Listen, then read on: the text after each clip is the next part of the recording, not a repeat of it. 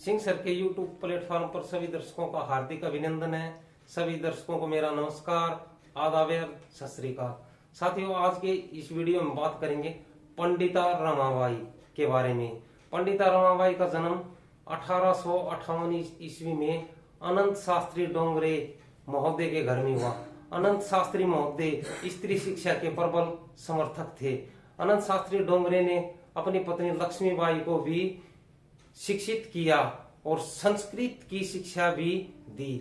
उस समय में संस्कृत पढ़ना स्त्रियों के लिए बिल्कुल मना था, परंतु अनंत शास्त्री महोदय ने रूढ़िवादी विचारधारा को त्याग करके अपनी पत्नी को भी संस्कृत पढ़ाई और उसका असर उनकी पुत्री पंडिता रमाबाई पर था। पंडिता रमाबाई ने भी संस्कृत पढ़ी और स्त्रियों को शिक्षा के प्रति जागरूक किया। उनके माता पिता की अकाल मृत्यु होने के पश्चात उन्होंने अपने बड़े भाई के साथ पूरे भारत का भ्रमण किया। पूरे भारत के भ्रमण के दौरान उन्होंने स्त्रियों को शिक्षा के प्रति जागरूक किया और संस्कृत की शिक्षा के प्रति भी उन्होंने आंदोलन किया। उनके भाई के साथ भ्रमण करते हुए वह कलकत्ता पहुंची।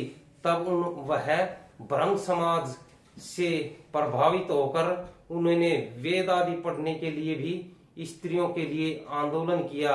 उस समय वेदों का अध्ययन करना स्त्रियों के लिए बिल्कुल मना था, परंतु पंडिता रमाबाई ने खुद वेद पढ़े और दूसरी स्त्रियों को भी वेद पढ़ने के लिए आंदोलन किया और जागरूक किया।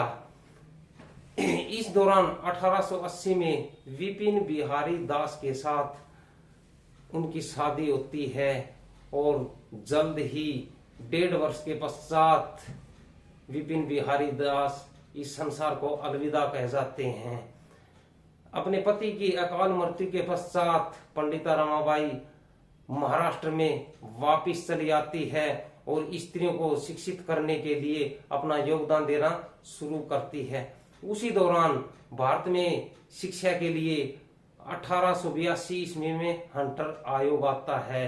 तब पंडिता रमाबाई नारी शिक्षा के लिए हंटर आयोग के सामने अपनी मांगे रखती हैं कि स्त्रियों की शिक्षा का भी प्रबंध किया जाए, स्त्रियों की शिक्षा के लिए कुछ योगदान देने के लिए कुछ सहायता दी जाए। इसी दौरान वो स्त्रियों को जागरूक करने के लिए और उच्च शिक्षा लेने के लिए इंग्लैंड में चली जाती है। इंग्लैंड में जाकर के वो ईसाई धर्म से काफी प्रभावित होती है, क्योंकि वहां पर देखती है कि स्त्रियों को भी पुरुषों के समान अधिकार हैं और स्त्रियों को भी सभी अधिकार प्राप्त हैं।